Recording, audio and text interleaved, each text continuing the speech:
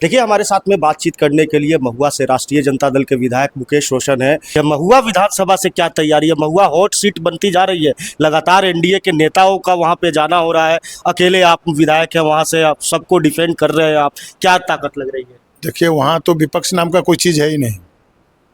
वहाँ सब लोग राष्ट्रीय जनता दल और महागठबंधन के लोग हैं और विपक्ष में कोई भी उम्मीदवार वहाँ पे सीरियस नहीं है।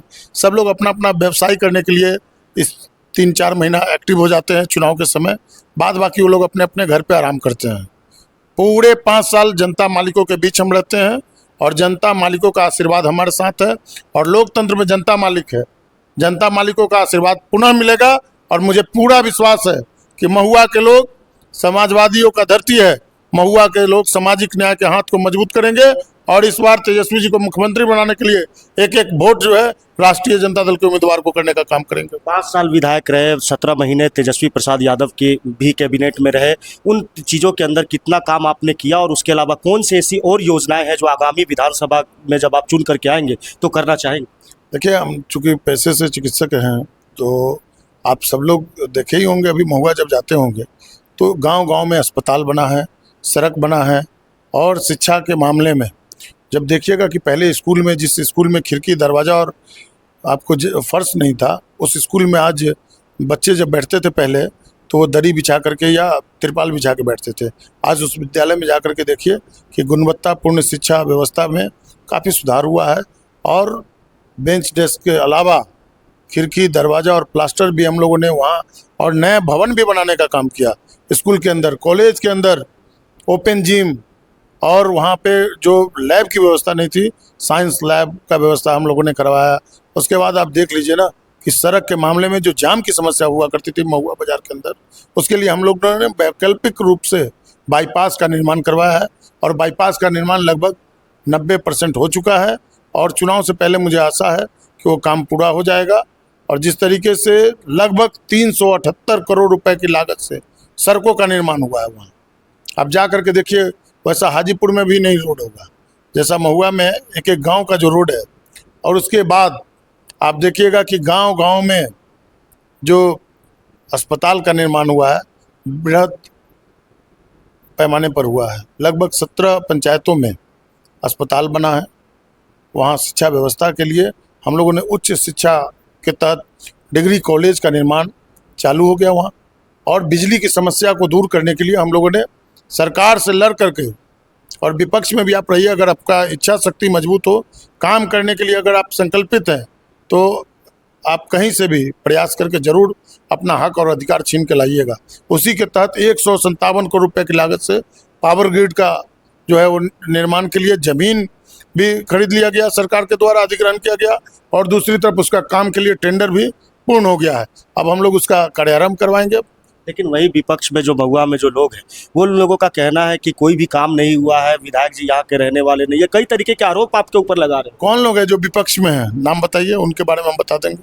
जैसे एनडीए की तरफ से आप देखा जाए तो संजय सिंह पिछली बार चुनाव लड़े थे, उसके अलावा आसमा परवीन चुनाव लड़ी थी, जगेश्वर राय कैंडिडेट बन करके सामने आ रहे हैं। इसके अलावा और भी कई ऐसे लोग हैं जो लगातार आपके ऊपर हमलावर हो रहे हैं। अरे देख लीजिए ना, आसमा परवीन जी कहाँ की हैं? आपको जानकारी है कहाँ की हैं? बाहर की हैं। तो वैशाली का बेटा हम ही ना है जी। और महुआ हम लोग तो सप्ताह में 4-4, 5-5 दिन रहते हैं। जब से चुनाव जीते और आज तक लगातार लोगों के बीच में रहते हैं।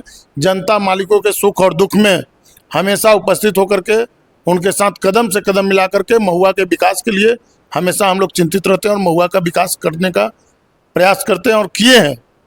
और हमको नहीं लगता है कि 4 साल ही लोग 4.5 साल कहीं कोई विपक्ष के लोग दिखाई भी देते होंगे।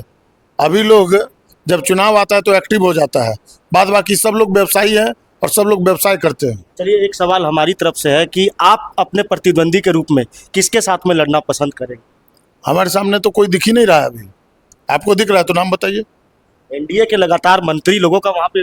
अरे भाई, एनडीए के लोग जो है ना वहाँ कौन कैंडिडेट सीरियस है बताइए तो। कौन कैंडिडेट सीरियस है?